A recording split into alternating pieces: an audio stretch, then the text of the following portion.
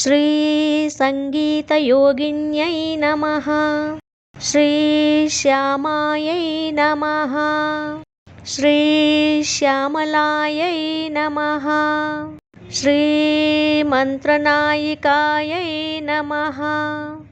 శ్రీ మంత్రిణ్యై నమః. శ్రీ సచివేశాన్యై నమః. శ్రీ ప్రధానేశ్యై నమః. శ్రీ శుకప్రియాయై నమః. శ్రీ వీణావత్యై నమః. శ్రీ వైణిక్యై నమః. శ్రీ ముద్రిణ్యై నమః. శ్రీ ప్రియకప్రియాయై నమః. శ్రీ నీపప్రియాయై నమః. శ్రీ కదంబేశ్యై నమః. శ్రీ కదంబవనవాసిన్యై నమః. శ్రీ సదామదాయై నమః. శ్రీ సంగీతయోగిన్యై నమః. శ్రీ శ్యామాయై నమః.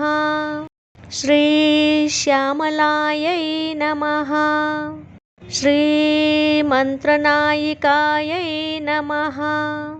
శ్రీ మంత్రిణ్యై నమః. శ్రీ సచివేశాన్యై నమః. శ్రీ ప్రధానేశ్యై నమః. శ్రీ శుకప్రియాయై నమః. శ్రీ వీణావత్యై నమః. శ్రీ వైణిక్యై నమః. శ్రీ ముద్రిణ్యై నమః. శ్రీ ప్రియకప్రియాయై నమః. శ్రీ నీపప్రియాయై నమః.